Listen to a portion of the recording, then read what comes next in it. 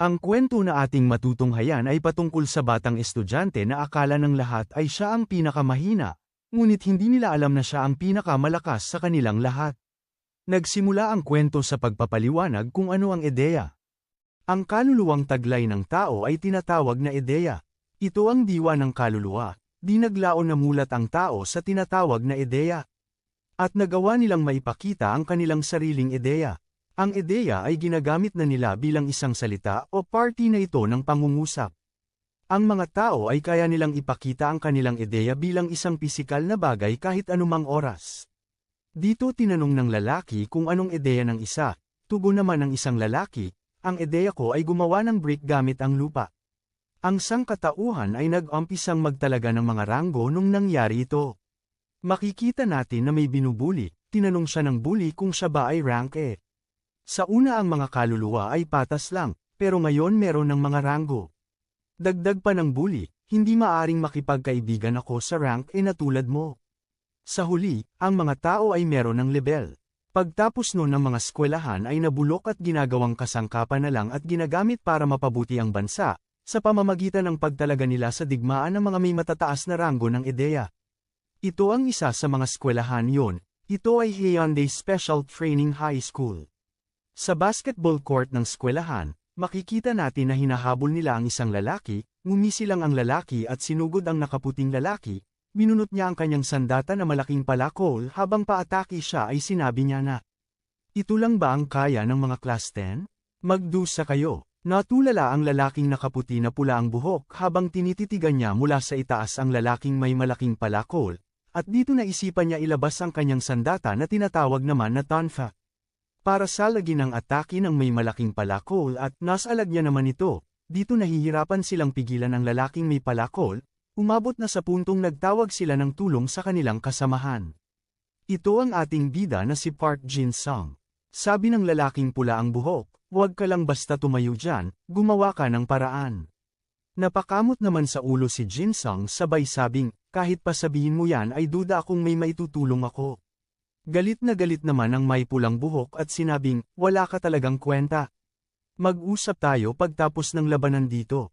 Pagtapos ng laban na yon ay binugbog nila si Jin-sung, sinisisi nila si Jin-sung dahil natalo sila sa laban na yon. Sabi ng pulang buhok habang tinatapakan niya ang balikat ni Jin-sung, "Hindi ako makapaniwalang kagrupo natin itong walang kwenta na ito. Ang malas naman natin." Tugon ng isang lalaki, "Ano bang aasahan mo sa pinakakulilat na rank sa buong eskwelahan? Isipin mo na lang na ang inaapakan mo ngayon ay isang tae." Pilit naman ang tawa ni Jin-sung habang humihingi ng tawad. Sabi niya, "Pasensya na, gaya nga ng sabi mo, ano bang aasahan sa pinakakulilat sa buong eskwelahan?" Nagalit naman ang may pulang buhok at sinuntok niya si Jin-sung sabay sabing, "Mamatay ka na rank F." Naiwasan naman ni Jin-sung ang suntok na yon, sabi niya, "Sobra naman yata ang pagkasabi mo na mamatay na lang ako. Hindi ba pwedeng sumuko na lang ako?" Nagalit naman ang may pulang buhok sabi niya, "Anong karapatan mo para iwasan yon?" Tugon ng isang lalaki, "Rank F. Dahil pagod kami ngayon, susuntukin ka namin ng 10 beses sa bawat miyembrong apektado kanina sa labanan." Tugon naman sa isip-isip ni Jin-sung, "Kung pagod ka na dapat magpahinga ka na lang kaysa sa bugbugin ako." Dagdag pa niya, "Kung hahayaan kong bugbugin niyo ako, paparusahan ka." Bagaman, sa puntong ito, bubugbugin nila ako buong magdamag habang nakabreak kami, wala rin maitutulong. Sa isip-isip niya ay tatakbo na lang muna ako sa ngayon. Maya-maya pa ay tumakbo ang ating bida na sumisigaw na, "Tulungan niyo ako." Galit naman ang kanyang kasamahan bakit siya tumakbo, sabi ng isa. "Ang lakas ng loob mong tumakbo. Hulihin niyo siya." Pinag-usapan naman ng estudyante ang pangyayaring yon, sabi ng isa, "Tignan mo siya tumatakbo." Tugon ng isa, para siyang tumatakbong langaw at sabay tawa silang dalawa. At dito na corner na nila si Jin-sung. Sabi ng ating bida, "Huwag kayong gagamit ng ideya kasi masakit yan." Tugon ng pulang buhok habang hinahawakan ng kanyang kamao, "Kontrolado naman namin ang aming sarili. Susuntukin ka lang namin na aabot sa puntong hindi ka na makakapagsalita sa ating guro na si Yang Ho." Tugon ng isa, "Alam mo naman na ipinagbabawal ang paggamit ng ideya sa eskwelahan." At maya-maya ay tinadyakan siya sa dibdib at sinipa-sipa nila ito. Sabi ng isang lalaki na dilaw ang suot, "Gustong-gusto ko talaga siya bugbugin ngayon." Tugon ng kanyang kasama, bakit ba nandito yung rank F na yan sa ating klase? Nahihiya akong kasama natin ang isang basura na gaya niya. Tugon ng isa, bakit ba pumapasok pa siya sa eskwelahan? Sa bagay F-rank lang naman siya na walang pag-asa. At pagtapos nilang bugbugin si Jin-sung ay sabi niya sa mga ito. Hey guys, hindi ko naiisip na natalo ang team dahil sa akin. Dahil sa sinabing iyon ni Jin-sung ay mukhang sasabog na sa galit ang dalawang ito, sabi ng may pulang buhok. Seryoso ka ba? Sabi naman ng isa, ang lakas ng loob mong sumagot sa amin. Maya-maya pa ay dumating ang kanilang guro, sabi niya habang papasok sa pinto, Hoy mga bastos, magsiupo kayo.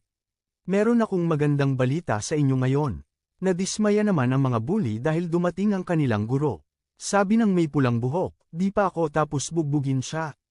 Nag-uumpisa na ang kanilang klase at tinutokso nila ang kanilang guro.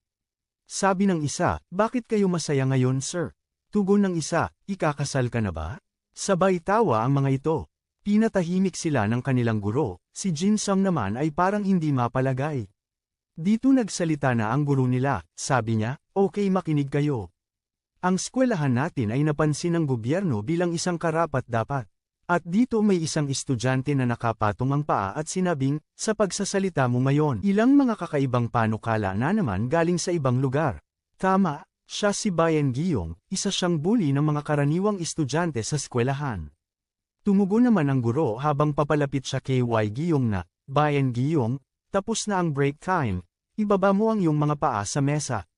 Sagot naman ni Giyong, pwede bang tigilan na natin ang mga bagay na yon? Tugon ng guro, hindi ako ang magpapasya nito, kaya mula ngayon masanay ka na. Dagdag pa niya, salamat sa iyong mga seniors na mga third year na nagpamalas ng magandang performance. Nagulat naman si Giyong kung bakit third year. Habang naglalakad pabalik sa pisara ang guro sabi nito, mula sa araw na ito. Ang eskwelahan natin ang gagawing lugar ng pagsasanay para sa sistema ng sundalo. Ibig sabihin lahat kayo ay bibigyan ng rank bilang sundalo base sa inyong mga abilidad.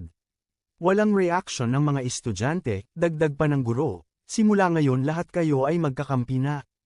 Ang mga guro ay binigyan ng mga ranggo simula sa second lieutenant hanggang sa platoon commander. Simula ngayon tatawagin niyo na ako bilang platoon 10 commander. Sumagot si Giyong na, kaya platoon 10 kasi class 10 tayo. Ano ba ang ginawa mo sa mga estudyante dito? Tugon ng guro, huwag ka na magreklamo, ito ay inisyatiba ng gobyerno, siguraduhin mong gagawin mo ang lahat ng makakaya mo, habang kayo ay nag-iensayo ay mag-perform din kayo ng salute gaya ng ginagawa ng tunay na militar. Meron ding maraming susubok na i-recruit ang mga estudyante dito sa eskwelahang ito. Kayong lahat, ibig sabihin lang nito ay mga sundalo na kayong lahat simula ngayon. Sa isip-isip naman ni Jin-sung. Gagawin namin kung ano ang ginagawa ng mga tunay na sundalo. Tinanong niya ang guro, Sir, paano kung ayaw namin maging sundalo? Napaisip ang guro at sinabing, syempre hindi naman namin kayo pipilitin. Kung hindi nyo gusto, pwede kayong gumawa ng request sa gobyerno para ipalipat kayo sa ibang eskwelahan. Tanong naman ni Jin-sung, ililipat ng eskwelahan? Sagot ng guro, oo Jin-sung, umaasa akong pag-iisipan mo itong mabuti bilang isang magandang oportunidad. Sigurado akong alam mo ang rason tama ba? Nagulat si Jin-sung sa sinabi ng kanyang guro, at dito, tinanong ng isang estudyante ang guro. Bakit naman biglaan na ang eskwelahang ito ay magiging eskwelahan ng militar? Dagdag pa ng isa, oo nga, kahit man lang sabihin mo ang rason. Sagot ng guro, sinabi ko na sa inyo. Ang mga third year ay mga special.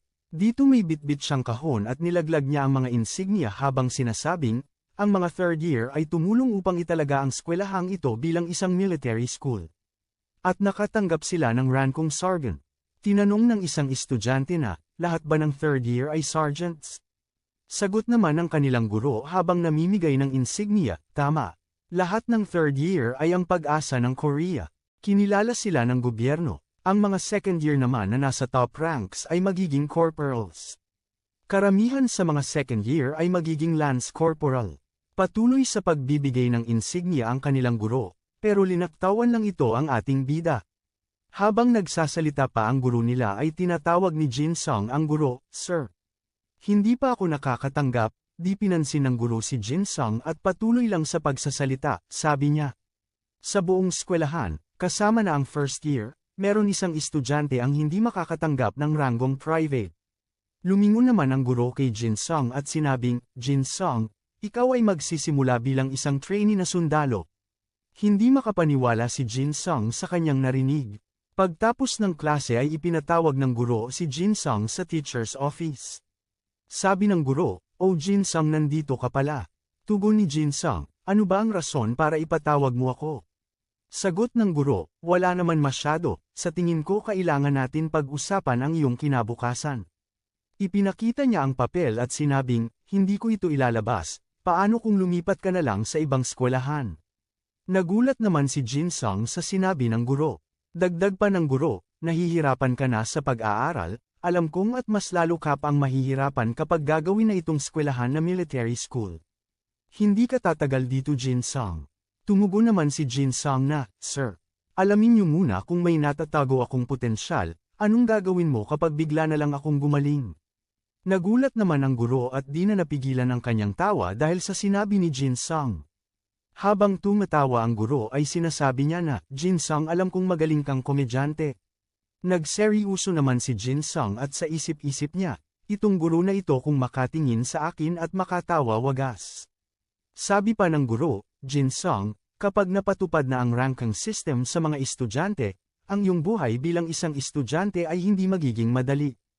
Alam mo namang hindi ko kayang alagaan isa-isa ang mga estudyante, di ba?"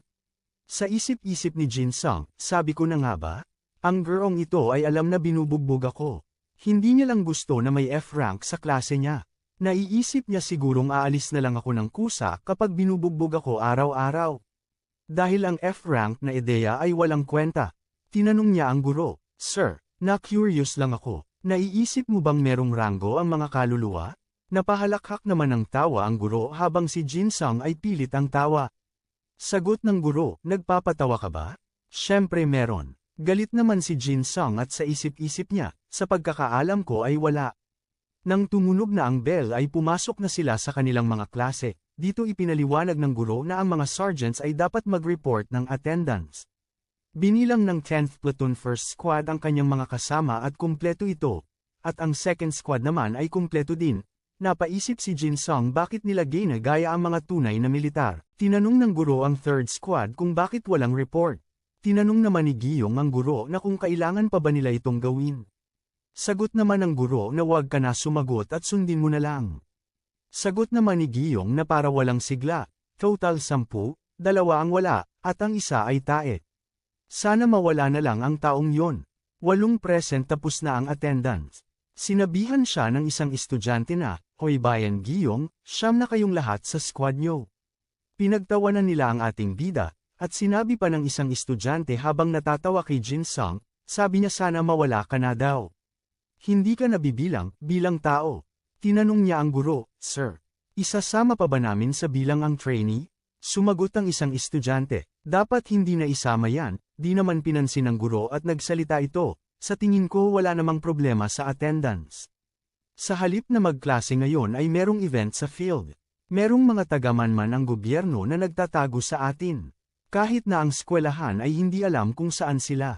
Titignan nila kung paano kayo magre-react sa biglaang pagbago ng sitwasyon." Sinabihan ng isang estudyante ang guro na, "Sabihin mo na lang sa amin ang importante na parte."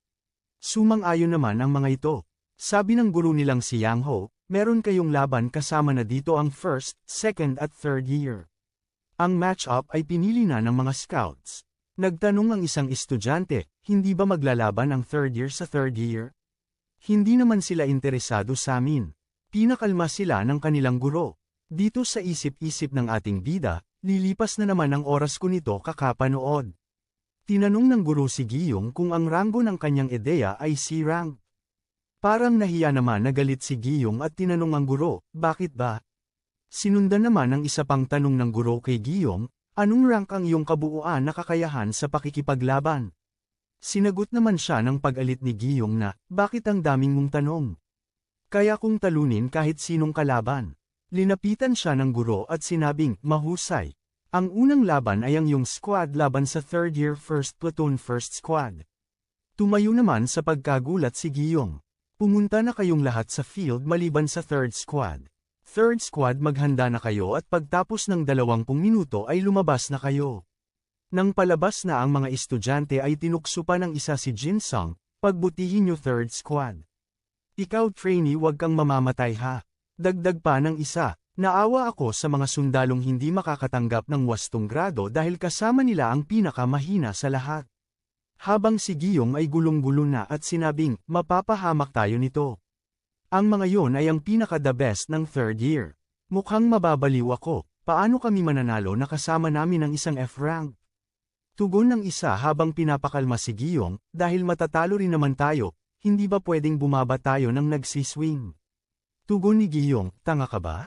Paano tayo magsiswing na kasama ang F-rank? Nakayuko sa misa niya si Jin Sung habang iniisip na, gusto kong magpahinga kasi depressed ako ngayon dahil kailangan kong labanan ang third year. Linapitan ni Giyong si Jin Sung at sinabing, "Hoy basura," nakangisi naman si Jin Sung, sagot niya, "Ano yun Sergeant?" Walang ano-ano'y hinampis niya sa ulo si Jin Sung gamit ang kanyang kamay at hinawakan ang buhok nito. Nakakairita ang pagsasalita mo, gusto mo bang bugbugin kita bago tayo mag-umpisang labanan ng third year? Habang itinatapon niya si Jin Sung, sabi niya, ang halimaw na sina Senior An Sung-ho ay kasama sa third year 1st Platoon 1st Squad. Bagaman, mas mahirap pa rin silang labanan kahit magsama pa ang malalakas dito sa klaseng ito. Subalit ang isang kagaya mong F-rank ay nandito sa platoon ko, hindi ba obvious ang pagkatalo? Sagot naman ni Jin Sung, dahil matatalo lang naman tayo, hindi na mahalaga kung nandun ako o wala, di ba? Nagalit si Giyong sa kanya at sinabing, kung bumaba ang rating ko, ikaw ba ang mananagot? Tugon naman ng ating bida, sa simula pa lang mababa naman talaga yan, bakit ka pa mag-aalala? Galit na talaga si Giyong kay Jin Sung, sabi niya, anong sinabi mo? Tugon naman ni Jin Sung, wala naman Sergeant. Wala naman akong sinasabi. Pinigilan ni Giyong na saktan si Jin Sung at sinabing, hindi naman kita magagawang saktan dahil kailangan nandun ka sa laban. Nakangisi naman si Jin Sung at tinanong niya si Giyong, hindi ba magkapareho ang bogbog ng sundalo at high ranks? Dito nakaisip ng idea si Giyong, sabi niya, bibigyan ko ng role ang isang basura na gaya mo. Hinawakan niya ang ulo ni Jin Sung at sinabing, kaya mo ba? Sagot naman ni Jin Sung, syempre naman, gagawin ko ang lahat ng mga iuutos mo sa akin. Sabay tawa, hinawakan ni Giyong ang kwelyo ng ating bida sabay sabing, simula ngayon, ikaw na ang magsisilbing kalasag ko. Maliwanag ba basura? Umalis na sila at tumungo sa field. At nang nasa field na sila, ay hinahawakan ni Giyong si Jin Sung na para bang isang kalasag. Dito ipinakilala ng guro ang kanilang mga squad at mga leader nito. Tinanong niya ang bawat leader ng squad kung ready na ba sila, at ibinaling ng guro ang kanyang atensyon sa isang leader na si An Sung-ho at sinabihan niya ito na, ipakita mo ang iyong skills dahil nanunood ang mga scouts. Tugon naman ni Sung-ho, ibibigay ko ang lahat ng aking makakaya habang nakikipag-cooperate sa miyembro ng aking squad. Tugon naman ng guro, alam kong magagawa mo yan. At dito pinahanda na ng guro ang mga squad sa kanilang mga posisyon. Dito ipinaliwanag ng guro ang mga dapat gawin, bibigyan nila ang bawat miyembro ng bracelet, ang bracelet na ito ay gumagamit ng Idia's power at puprotektahan nito ang nagsusuot, subalit mababasag ito kapag ang damage na natanggap ng gumagamit ay lumampas na. Dito sinusuotan ni Giyong si Jin Sung ng bracelet at sabay sabing, suotin mo ito para tumagal-tagal ka naman. Kapag nabasag na ang iyong bracelet ay out ka na. Tinanong ni Jin Sung si Giyong, kailangan mo bang ganyanan ako? Para kasi akong tutang aso. Tugon ni Giyong, manahimik ka at huwag kang magreklamo, isa ka lang kalasag. Tugon ng ating bida, hindi nga ako isang hayop pero ginawa naman akong bagay. Ipinaliwanag ng guro na, dahil sa laki ng diferensya sa experience ng third year sa second year, ang second year class 10 ay may karagdagang kinakailangan. Kailangan niyong manatiling hindi mababasag ang bracelet niyo sa loob ng 5 minuto. Tugon ng miyembro ng ating bida, sa kakamping ito ay mukhang hindi tatagal ng 5 minuto. Tugon naman ng isa, at sa harap pa ng maraming tao. Sabi ng ating bida habang seniset ang kanyang orasan, kapag nanalo ba kami dito ay hindi niya na ako ay ta-transfer. At bago sila mag-umpisa ay nagsalute muna ang bawat squad sa isa't isa. Pagtapos ng salute ay inumpisahan na ang laban. Agad naman hinayla ni Giyong si Jin Sung papunta sa likuran. Nagsasalita si Junsong at tugon naman ni Giyong na, sinabihan na kita kanina na isara mo yung bibig mo basura. Desperado naman si Giyong na makasurvive sa loob ng 5 minuto. Dito nang papasugod na ang mga third-year squad, ay nanginginig sa takot ang second-year squad, tinatawag nilang Sunbay ang mga third-year squad na ang kahulugan naman ay senior. Tinanong nila si Giyong kung ano ang gagawin nila. Nang mapalibutan na sila ng mga Sunbays ay sumigaw ang isa na, Giyong kailangan mong utusan kami. Tugon naman ni Giyong, manahimik kayo third squad. At protektahan ako, mananalo tayo kapag manatili tayong nakatayo sa loob ng 5 minuto. At walang ano-ano'y sumugod na ang kabilang squad at inataki ang mga miyembro ng second-year third squad. Tinuhad ng babae ang lalaki, at dinakma naman ni Sangho ang ulo ng isa at inilapag sa lupa. Pinagkukuha nila ang bracelet ng mga ito. Nang mabaling ang tingin ng babae kay Giyong, parang mahihiwalay ang kanyang kaluluwa sa kanyang katawan dahil sa takot. Nang pasugad na ang babae, sabi ni Giyong kay Jinsung, salagin mo ang atake niya basura. Tinanong siya ni Jinsung kung paano niya magagawa yon. Tugon naman ni Giyong, basta harangan mo lang kahit sa anong paraan, isa ka talagang basurang tae ka. Palapit ng palapit ang babae sa kanilang dalawa. Sabi ni Jinsung, hindi ba pwedeng kahit man lang tumakbo tayo sa ibang direksyon? Nakita ni Jinsung ang kanyang guro na nagta-thumbs up at sinabing, ako na ang bahala sa pagta-transfer mo. Dahil ayaw niyang lumipat ng eskwelahan ay nagpasya na siyang lumaban. Sabi niya, nakakairita naman ito. At sabay tapon kay Giyong. Nang papaatake na ang babae, ay hinawakan ni Jinsung ang kanyang kamay. Nagulat ang babae at inilabas niya ang kanyang ideya na armor. Hangang-hanga naman si Jinsung, sabi niya, ang ganda naman ng armor mo. Ang ideya na may parehong ganda at function. Sinabi ng babae kay Jinsung, huwag kang magbiro dyan at magseryoso ka, pinantayan mo ang bilis ko hindi ba? Tugon ni Jinsung habang tinuturo si Giyong, ang pinaka-importanteng ganap sa ngayon ay ang aming squad leader ay tumatakas.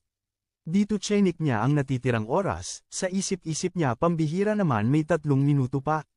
Kailangan kong makasurvive. Bigla niyang sinabihan ng babae na, pwede ba kitang tawaging Nuna? Hindi ako nanlalandi o ano pa man. Dagdag pa nito, oh no. Pasensya na, nagalit ka ba sa sinabi ko? Gayunpaman tatawagin na lang kitang senior. Tugon ng babae, kung inuubos mo lang ang oras, wala itong silbi. Ilabas mo ang iyong ideya. Sagot naman ng ating bida, pero kapalaran na ang nagtatagpo sa atin, magpakilala man lang muna tayo sa isa't isa. At dito umabot na sa puntong galit na ang babae, sabi niya kung tumatanggi kang ilabas ang iyong ideya, lalaban na nakita kahit wala kang sandata. Sabi naman ni Jinsung, sandali, teka muna, wait lang. Sabi ng babae, dalian mo at ilabas mo na, mukhang ikaw ang may pinakamalakas na ideya kumpara sa iyong mga kasama. Sagot naman ni Jinsung, bakit ka ba nagmamadali? Dapat alam mo na ang pagiging kalmado ay importanteng kwalidad.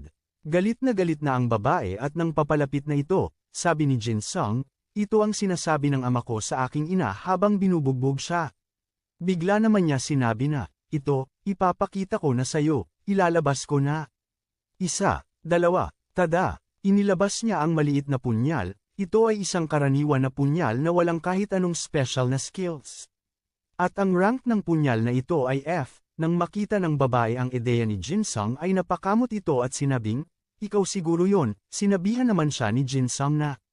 Senior, bakit ka biglang kumilos ng ganyan, may sakit ka ba? Pumunta ka dapat sa nurse. Tinanong naman siya ng babae, ikaw ba ang sinasabi nilang F-rank? Tumugon naman si Jinsung na proud. Oo, ako nga iyon. Ang sikat na F-rank user. Nadismaya naman ang babae nang malaman na siya nga iyon. Sabi ni Jinsung, subalit ang punyal na ito ay tinuturing kong S-rank kumpara sa lahat ng karaniwan na punyal. Tumalikod ang babae sa kanya, sabi niya, Senior, pasensya na pero saan ka pupunta? Sagot naman ng babae, akala ko ay malakas ka kasi naiwasan mo ang atake ko, ngunit swerte ka lang pala. Tugon naman ni Jinsung, sandali, teka muna. Huwag kang umalis pakiusap, ikaw lang ang nagnanais na makita ito. Hindi ka pwede ma-disappoint at umalis ng ganyan, di siya pinansin ng babae tuloy lang siya sa paglalakad. Sabi ng ating bida habang papalayo sa kanya ang babae, kung magpapatuloy ka sa paglalakad, aatakihin kita mula sa likod mo. Ito na ang huling babala ko. Tugon naman ng babae, wala akong rason para sayangin ko ang aking oras sa kagaya mong F-rank lang. Di pa siya tapos sa pagsasalita ay nakita niyang aatake na si Jin Sung sa kanya. Sa sobrang bilis ng pangyayari ay hindi na siya nakareact. At sinalag na lang niya ang ataking iyon ni Jin Sung. Pagtapos nun ay sobrang gulat na gulat ang babae, tumatawa naman si Jin Sung at sinabing, sobrang tigas naman ang armor mo. Nang makita naman ng mga kaklase ni Jin Sung ang pangyayaring iyon ay napahalakhak sila sa tawa. Sabi ng isa, gaya nga ng inaasahan sa isang F-rank. Dagdag pa ng isa, kahit si Sunbae ay naguguluhan, hindi man lang siya nakadamage. Nalungkot naman si Jin Sung dahil doon. Napabuntong hininga naman ang babae, kahit na mabilis ka pang gumalaw. Lahat ng ideya ay ganyan talaga. Dahil na-confirm ko na hindi yan o obra sakin.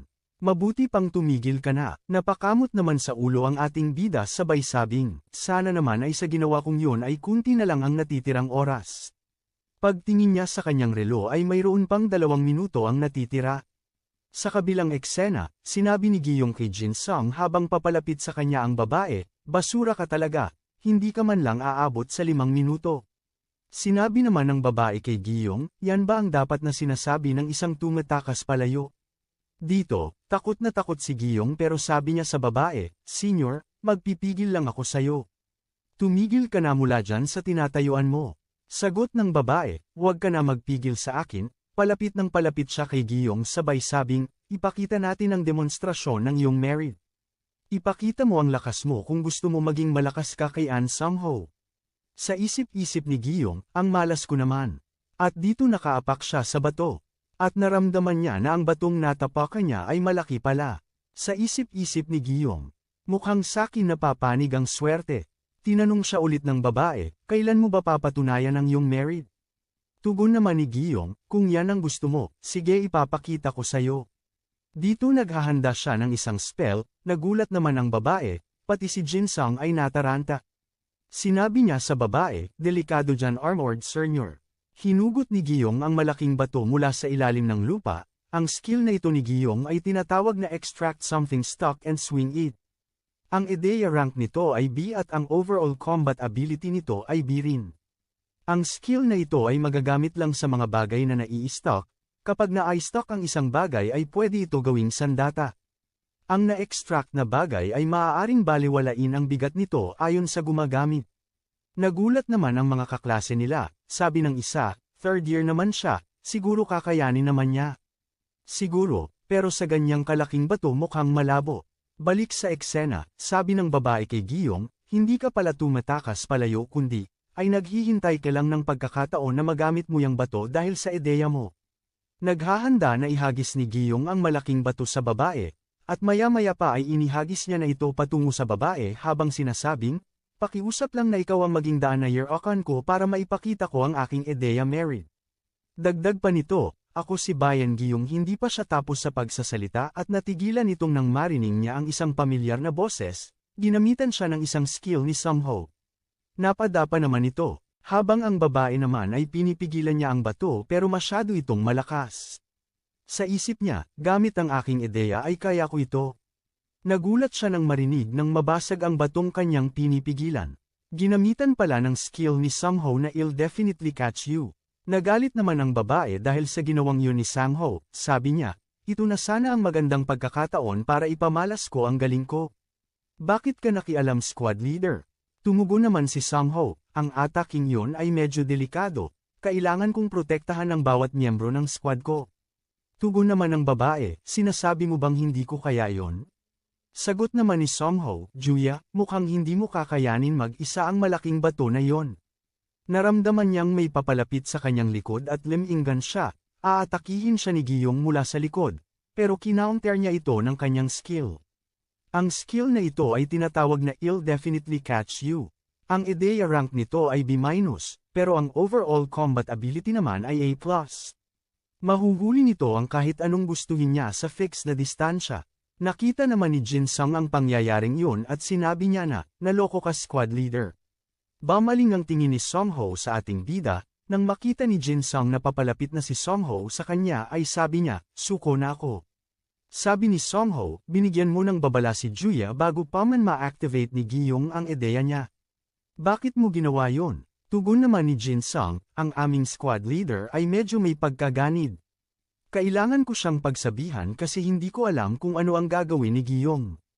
Tugon naman ni Songho, hindi ka magaling magsinungaling. Nang papalapit na si Songho sa kanya ay sabi niya, sandali, pero sumuko na ako, di ba?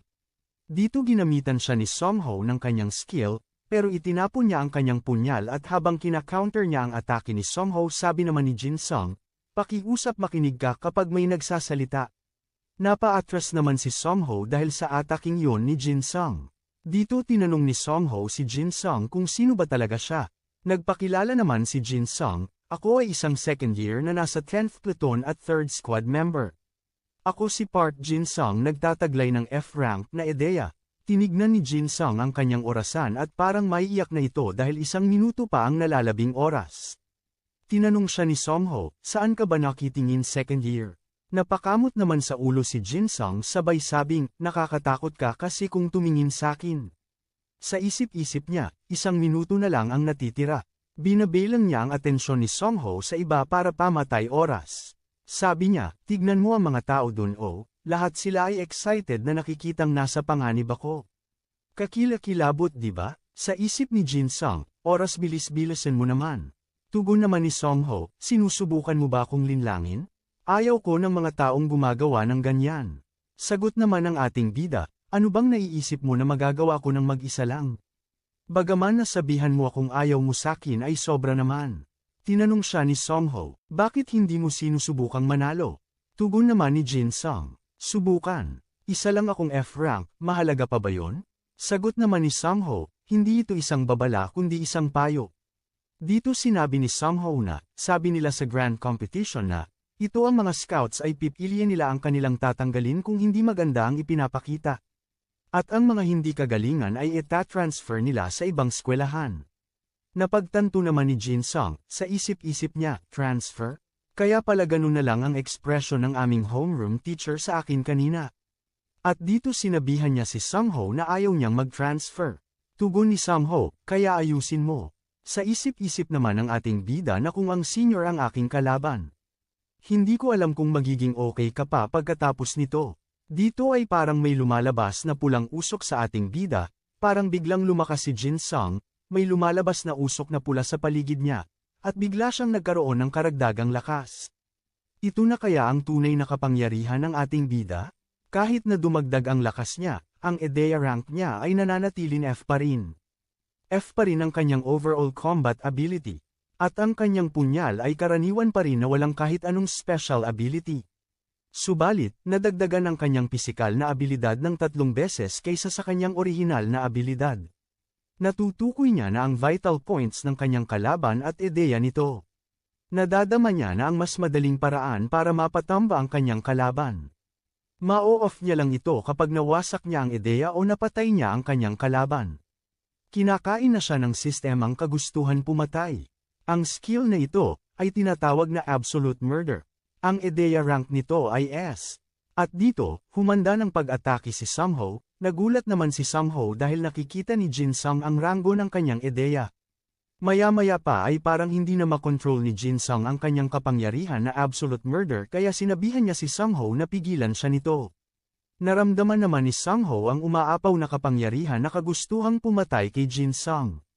Ipinagsawalang bahala na lang lahat ni Jin Sung kay Songho, kasi kahit siya hindi niya kayang kontrolin ang kanyang sarili. Dito nakita ng mga kaklase ni Jin Sung ang mga nangyayari, nagtaka sila kung bakit hindi pa sumusugod si Songho, sinabi ng isa na hindi karapat-dapat na patulan ni Songho ang isang yan. Sinigawan naman ng may pulang buhok si Songho dahil pumunta siya dito para manood kung paano bagbogan si Jin Sung. At dito, napansin ni Songho ang stance ni Jin Sung na hindi preparado, ngunit wala man lang kahit isang opening. Napansin naman ni Juya ang masamang enerhiya na nagmumula kay Jin Sung dahil ibang-iba ito nang makaharap niya kanina. Hindi lang si Juya ang nakapansin ng ganoong enerhiya na nagmula kay Jin Sung kundi pati na rin ang kanilang kasamahan. Hindi na nila pinatagal at agad naman inutusan ni Juya ang kanyang kasamahan para pigilan si Jin Sung. Dahil sa ginawa na yon ni Juya ay nadismaya naman si Songho sa kanya kung bakit pinigilan si Jin Sung. Sagot naman ni Juya sa kanya na katulad ni Sungho meron ding tungkulin si Juya na sagipin sa kapahamakan ang kanyang mga kagrupo. Sagot naman ni Sungho na di na kailangan protektahan siya ni Juya ngunit nagsalita naman si Jin Sung kung sigurado daw ba si Sungho. Napagtanto ni Sungho na bago pa man nila mapigilan si Jin Sung ay inatake muna sila nito. Sa sobrang bilis ng ataking iyon ay hindi na nila namalaya na ang bawat isa sa kanila ay nagtamo ng matinding pinsala. Sinabihan ni Sungho si Juya na i-release niya na ang kanyang ideya bago pa ito tuluyang mawasak, di naman makapaniwala si Juya sa kanyang nasasaksihan na unti-unting nababasag ang kanyang armor. At ganun din sa mga kasamahan niya nabasag ang kanilang mga bracelet patunay lang ito na ang atake na ginawa ni Jin Sung ay sumobra kaya nabasag ang kanilang mga bracelet. Walang kaalam-alam ang isang miyembro na napagkamalan pa niya na enough ng nurse ang ideya sa bracelet kaya ito nabasag. Habang si Juya naman ay parang nahihiya dahil nabasag ang kanyang armor, samantala si Sungho naman ay tinititigan niya si Jin Sung at tinawag niya ito sa pangalan niya. Pabirong sagot naman ng ating bida na ang iyong squad ay magaling ang teamwork. Tinanong naman siya ni Sungho kung nakabalik na ba siya sa normal. Sa halip na sagutin yun ni Jin Sung ay sinabihan niya si Juya na 5 minuto na siyang nakadagan sa likuran niya kaya nakiusap siya na bitawan na siya. Bago pa man umalis si Sungho ay sinabihan niya si Jin Sung na maghaharap silang muli na wala nang makikialam sa kanila. Pabirong tugon naman ni Jin Sung na, okay na ako sa isang beses lang dapat wala nang next time. Binigyan naman ni Sungho ng advice si Jin Sung bago sila magharap muli. Nang papaalis na si Sungho at kanyang squad ay sinabi ni Jin Sung kay Sungho na wala nang next time. Sa puntong ito ay hindi na kumbensi ng ating bida si Sungho na hindi na dapat sila magharap.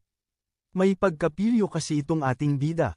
Napabuntong hininga naman siya dahil hindi niya nakumbinsi si Sungho. Pagtapos ng pangyayaring yun ay parang binagsakan ng langit at lupa ang guro at mga kaklase ni Jin Sung habang inaanunsyo ng guro nila kung sinong nanalo ay bakas sa kanyang mukha na hindi makapaniwalang nanalo ang squad ni Giyong. Lumipat ang eksena sa principal office na kung saan ay bumisita ng pasekreto ang advisor para sa kanyang layunin na kunin ang files na kanyang hiniling.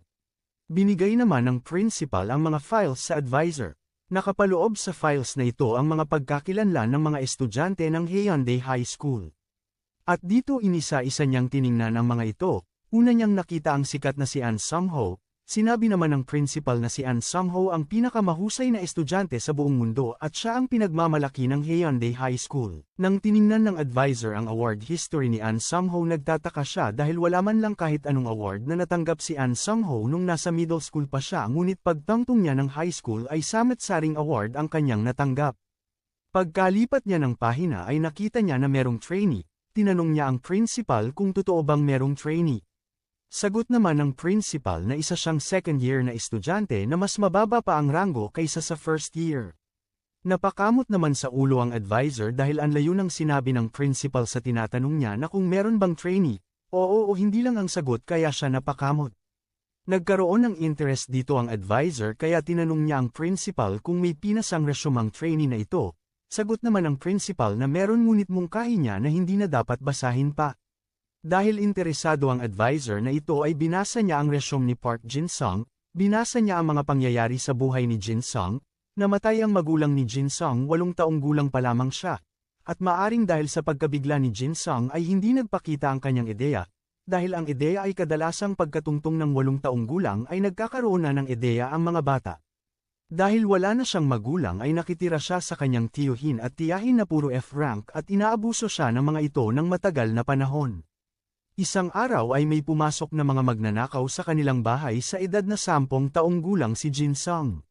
Pinagmalupitan ang kanyang tiyuhin at tiyahin ang magnanakaw dahilan ng pagkaroon ng malaking pinsala sa kanilang mga katawan at utak at dinala ang mga ito sa mental hospital. At ang resulta nito ay nakuha ni Jin Sung ang kanyang ideya sa araw na yon. Habang binabasa ng advisor ang pangyayari sa buhay ni Jin Sung at nagtaka siya dahil nagkaroon ng ideya dahil sa ganoong sitwasyon. Tinanong niya ang principal kung ang overall combat ability ni Jin Sung ay F din ba nang siya ay 10 taong gulang. Sagot naman ng principal na hindi siya sigurado dahil nang pumasok na si Jin Sung sa kanilang eskwelahan ay F na. Tinitigin niya ang stats ni Jin Sung at napatanong siya sa kanyang sarili kung tinatago ba niya ang tunay niyang lakas. Kaya nagpas siya siyang personal na makita si Park Jin Sung. Nagtaka naman ang principal sa sinabi ng advisor at sabi niya na sa tingin niya si Jin Sung ay lilipat naman agad dahil isa naman itong F-rank. Parang hinaharangan ng principal na ito na makita ng advisor si Jin Sung sa kadahilan ng F-rank lang ito. Subalit walang paki ang advisor kung isa itong F-rank. Dito tinanong ng principal ang advisor na kung ano ang rason kung bakit nila ginawang military school ang kanilang eskwelahan, natigilan naman ng advisor at tinitigan niya ng masama ang principal. At ang principal naman ay hindi mapakali dahil akala niya napakadelikadong tanong yun para tanungin ang advisor ng ganon. Kaya humingi siya ng tawad at sinabi niya na hindi niya na lang sana tinanong. Kalmado naman na tumugon ng advisor, sabi niya na naghahanda sila para sa panunuya mula sa Hilaga, ngunit sa ganitong sistema ay umaasa sila na merong estudyante na nagbago mula sa kanilang nakaraan. Kinaumagahan, nagising ang ating bida sa kanyang alarm clock at naghahanda na siya para pumasok sa eskwelahan. Dito nag-aayos siya ng kanyang kurbata at sabi niya sa kanyang sarili na gagawin niya ang lahat ng kanyang makakaya ngayong araw. Maya-maya pa ay umalis na ang ating bida patungo sa eskwelahan. Kaya siya maagang pupunta ng eskwelahan, dahil kamakailan lang ay siya ang naatasan sa lahat ng uri ng paglilinis at kung ano-ano pang mga gawain sa buong eskwelahan nila. Makalipas ang ilang minuto ay nakarating na siya sa kanilang eskwelahan. Ngunit nang papasok pa lang siya ng gate ay hinarang siya ng dalawang lalaki at isang babae. Sabi ng babae na si Jin Sung ay isang second grader, dagdag pa ng babae na hindi na nila kailangan i-dress code pa si Jin Sung, at dito napansin ng isang lalaki na si Jin Sung ang nag-iisang trainee ng kanilang eskwelahan. Napahawak naman sa ulo si Jin Sung, sabi niya na ganun na daw ba siya kasikat para makilala nila agad, kaya nagagalak naman ang ating bida. Sinilip naman ng lalaki mula sa likod ng babae si Jin Sung at sinabi na mas tanga daw si Jin Sung kaysa sa inaakala niya. Dagdag pa ng babae habang tinititigan si Jin Sung na pinagbigyan lang ng third year first platoon na manalo ang squad ni Jin Sung.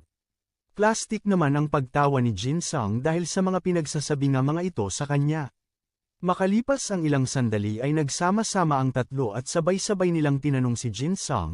Ayon sa nasa gitna na lalaki, ang ideya lang daw ni Jin Sung ay isang punyal na walang silbi. Dagdag pa ng isang lalaki na paano daw ba tumagal si Jin Sung kay An Sung-ho ng ganon. At sabi ng babae na kahit si An Sung-ho ay nagkakamali rin. Pagkatapos nun, nagpapagpag ng pangbura sa pisara ang ating bida at habang pinapagpag niya ay nagrereklamo siya na ang eskwelahan nila ay binaback upon sila ng gobyerno kaya bakit hindi na lang whiteboard ang kanilang ginagamit kaysa sa blackboard. Matapos siyang magpagpag ng pambura, ang sunod niya namang ginawa ay magmop ng kanilang hallway, sa kanyang madadaanan ay kumikinang ang sahig. Sa pagbabalik tanaw ng ating bida, makikita natin ang kaklase ni Jin Sung na pinupuri nila ang ating bida, sabi ng nakasalamin kay Jin Sung na sa palagay niya ay nagawa talaga ni Jin Sung ang kanyang bahagi sa pamamagitan ng pagtakas. Dagdag pa ng isa na kulay pula ang buhok na bakit hindi daw ginawa yun ni Jin Sung sa kanila sa una pa lang. Hinawakan ng nakasalamin sa balikat si Jin Sung sabay sabi na kahanga-hanga ang ginawa ni Jin Sung, dagdag pa niya na talagang S-rank si Jin Sung sa mga sitwasyon na di inaasahan. Nang makatalikod na ang nakasalamin sa kanya ay sinabi niya kay Jin Sung na ang lahat ng ginawang yun ni Jin Sung ay malamang swerte lang. Wala naman naging tugon si Jin Sung sa kanyang sinabi. Pagkatapos ng kanilang naging laban sa third graders ay nagsimulang bumuti ang pananaw ng tao sa imahe ni Jin Sung. Nagising mula sa pagkatulog si Jin Sung dahil hinampas ni Giyong ang kanyang mesa, ginigising niya si Jin Sung at tinawag niya pa itong basura. Naalimpungatan naman ang ating bida dahil sa ginawa ni Giyong. Kaya napaisip ang ating bida na susuntukin siya ni Giyong. Sabi ni Giyong kay Jin Sung na nakaraang araw ay hindi niya nakuha ang handouts niya sa matematika nilang subject kaya inutusan naman siya ni Giyong na kunin ito para sa kanya. Sumang-ayon naman si Jin Sung, at dagdag pa ni Giyong na magmadali nang kunin ni Jin Sung ang mga handouts niya sa matematika kasi kailangan niya pang kopyahin ang mga sagot. Nagtaka naman ang ating bida dahil hindi siya sinaktan ni Giyong. Naisip niya na dahil yun sa laban nila laban sa third year first platoon kaya naman di na nila sinasaktan si Jin Sung. Makalipas ang ilang minuto ay naglilinis naman ang ating bida ng sahig at parang hindi alam kung saan lilingon dahil sabay-sabay silang nagsalita. Sabi ng babae na hindi siya nakapasa ng takdang aralin sa social studies nila nakaraan kaya naman ipasa ito ni Jin Sung para sa kanya. Dagdag pa ng lalaki na nakaputi na siya rin. At inutusan naman ng naka-gray si Jin Sung na ibalik niya ang textbook sa opisina mamaya. Nanghina naman ang ating bida dahil ngayon ay siya na ang inuutusan ng kanyang mga kaklase. Makalipas ang ilang oras ay patapos na ang kanilang klase ngunit may sinabi ang kanilang guro na ngayong araw ang huling pagsali sa club. Dagdag pa niya na ang pagsali sa club ay mandatory kaya kung wala pa silang mga club ngayon ay sumali na sila dahil ngayong araw ang huling araw para makasali sa club. Nahihirapan naman sa pagpili ang ating bida sa listahan ng pagsasalihan niya sa club. Naisip niya na meron pa bang club na isasali siya. Nagsalita ang kanilang guro na kung wala silang nasalihan na club ay magpa-private meeting sila. At sinabihan niya si Jin Sung kung naiintindihan ba niya dahil ang gurong ito ay gustong epe-transfer si Jin Sung dahil siya ang pinakamahina sa lahat ng estudyante.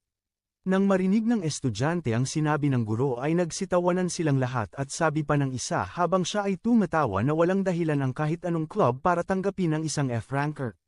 Dagdag pa ng isa na siguro papahintulutan nila si Jin Sung na kumuha ng pagsusulit sa pagpasok para malaman nila kung gaano kahina si Jin Sung.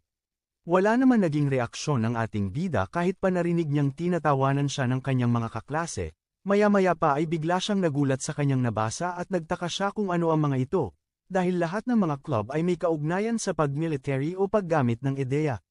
Tinanong naman ng isang estudyante sa likod ni Jin Sung ang kanyang katabi na kung anong club ang kanyang sasalihan. Tugon naman ng isang estudyante na sasali siya sa Squad Battles Club, nang marinig yun ng babae ay nakiusap siyang sumali sila ng magkakasama sa club na yon. Lahat ng estudyante ay pinag-uusapan nila ang mga club na may maayos na rate. Habang ang ating bida naman ay mag-isang naiwan sa kanilang silid-aralan. Parang mababaliw na ang ating bida dahil ang lahat ng club ay may limitasyon sa EDEA rank. Inisa-isa niya ang mga club at nilagyan niya ng X ang mga may limitasyon sa EDEA rank. Subalit nang makita niya ang isang club na walang limitasyon sa EDEA rank ay nabuhayan naman siya ng dugo dahil dito. Naglakad na siya patungo sa club na yon, habang naglalakad siya ay iniisip niya na dahil ang club na kanyang sasalihan ay isang simpleng training club lang kaya wala masyadong sasali sa club na ito. Dagdag pa ni Jin Sung na bagaman, para itong kakaiba dahil ang isang club na ito ay gagamitin ng sikat na gymnasium ng mag-isa lang, dagdag pa ni Jin Sung na wala naman itong problema, at kahit na sinabi dito na wala namang idyang kasangkot dito. Nang makarating siya sa gymnasium kung saan ang kanyang sasalihan na club ay nagtaka ang ating bida dahil maraming tao dito, naisip niya na mali ang kanyang lugar na napuntahan. Kaya sinigurado naman ang ating bida kung dito ngayon. Maya-maya pa ay nakita siya ng mga first year na estudyante at nagtaka ang mga ito dahil nandito ang isang F-rank. Sabi naman ng isang first year na estudyante habang tinititigan si Jin Sung na bagaman mas angat si Jin Sung sa kanya ng isang baitang ay kailangan ba niyang tawaging senior si Jin Sung. Sa isip-isip naman ng ating bida na ang mga estudyanteng ito ay halos mga first year at hindi naman mandatory sa first year ang sumali sa club. Kaya nagtaka si Jin Sung na bakit ang dami nila dito. Tinititigan naman ni Jin Sung ang mga estudyante na nagsisigawan na palabas na ang presidente ng club na kanilang sasalihan.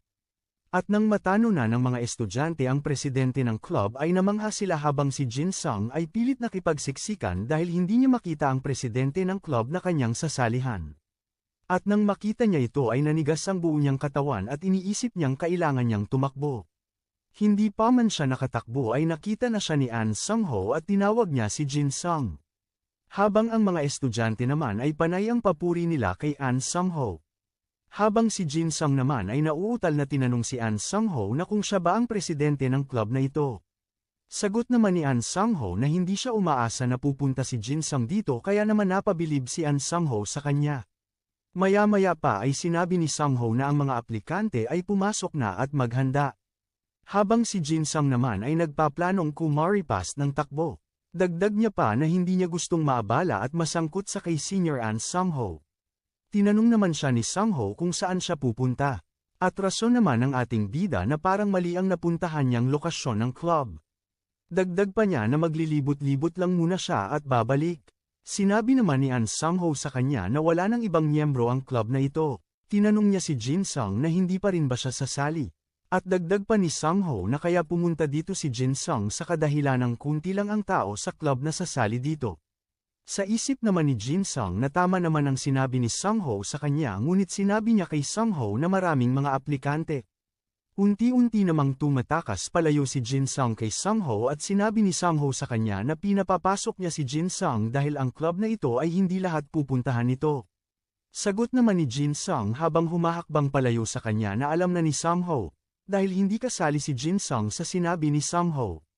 Maya-maya pa ay hinila ni Samho si Jin Sung papasok sa gymnasium.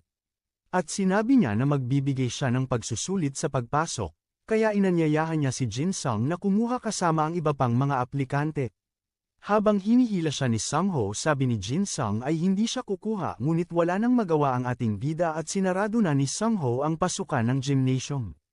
Dito tinanong ni Samho ang mga aplikante kung nandito na ba lahat, dagdag pa niya na mas maraming sumali sa club ngayong taon.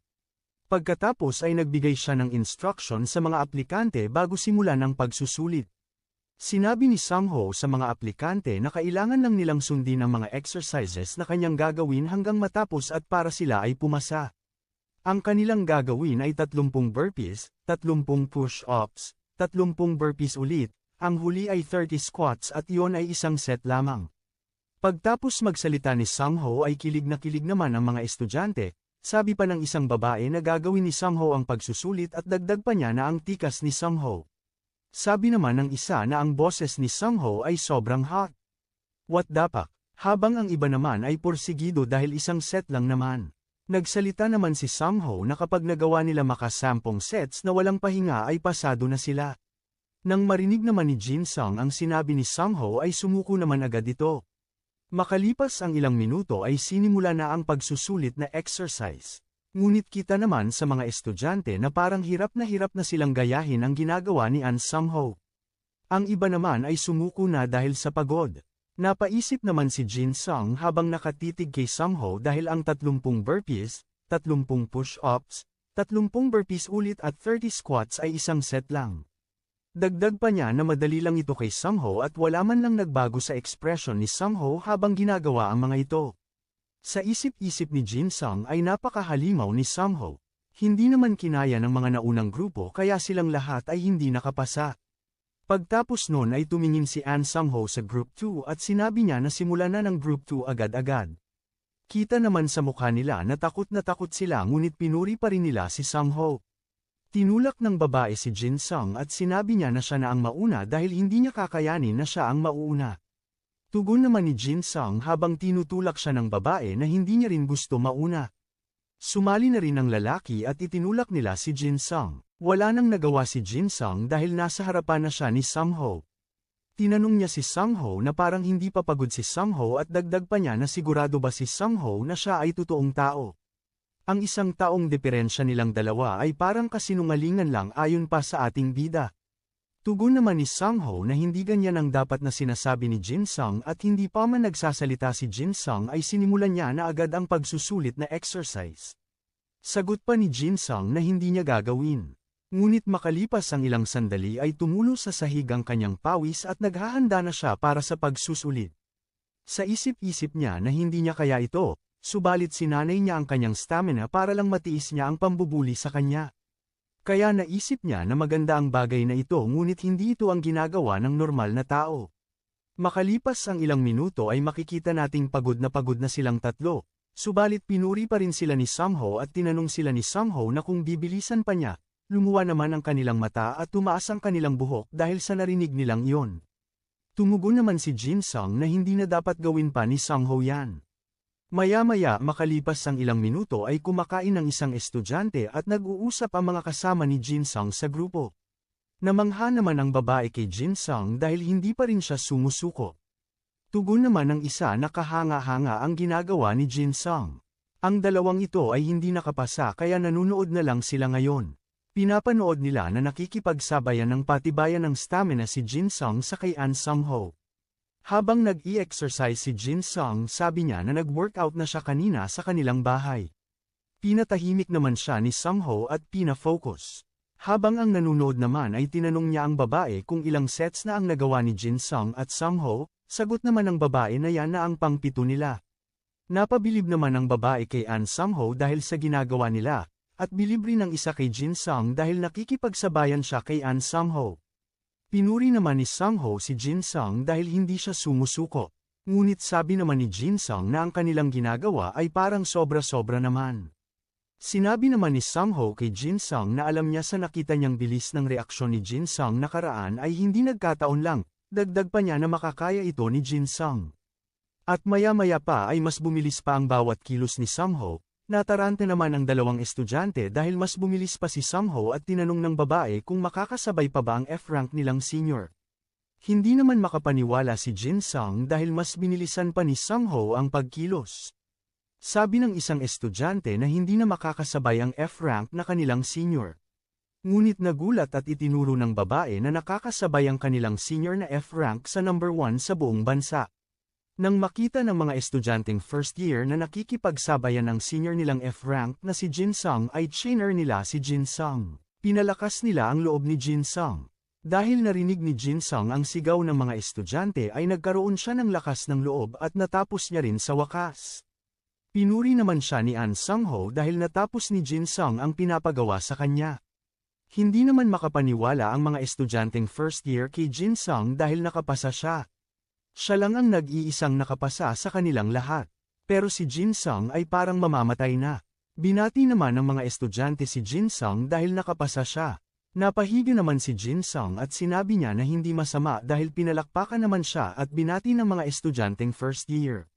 Maya-maya pa ay nilapitan siya ni An Sang-ho para i-welcome sa kanyang club. Nagpasalamat naman si Jin-sung at sinabi niya na magka-quit na siya agad-agad. Sagot naman ni Sang-ho na hindi na kailangan maghintay ni Jin-sung at bukas na bukas din ay pwede siyang pumunta dito. Tugon naman ni Jin-sung habang nanginginig at hawak-hawak ang kanyang kamay ni Sang-ho na hindi narinig ni Sang-ho ang kanyang sinabi. Sinabi naman ni Sang-ho na ang epekto ng exercise ay nagiging doble kapag may kasabay siya. Dagdag pa niya na matagal na siyang naghihintay na may makasabay sa kanyang level. Nagtaka naman si Jin-sung dahil ang lapit na ng mukha ni Sang-ho sa kanya. Tinanggal niya naman ang kamay niya sa pagkakahawak ni Sang-ho at sinabi niya na mamamatay siya kapag pinagpatuloy pa nila ng isang set pa. Tanong niya pa kay Sang-ho na akala niya na kinasusuklaman ni Sang-ho ang katulad ni Jin-sung. Tugon naman ni Sang-ho na, umabot ng 1 taon bago siya nakadagdag ng isang miyembro. Sa isip-isip naman ni Jin-sung ay hindi nakikinig si Sang-ho sa kanya, at dagdag pa niya na gusto niya salihan ang tahimik na club. Ngunit wala na siyang magagawa dahil nakapasa na siya at miyembro na siya ngayon ng club ni Sang-ho. Makalipas ang 1 araw, tapos na ang kanilang klase at nandito pa si Jin-sung sa kanilang silid-aralan at sinabi niya na ayaw niyang pumunta ngayon sa club. Kaya ayaw niyang pumunta sa club ngayon dahil ang lahat ng atensyon ay nasa kanya na. Habang iniisip niya na siya lang ang nag-iisang nakapasok sa club ni An Sang-ho ay parang mababaliw naman ang ating bida.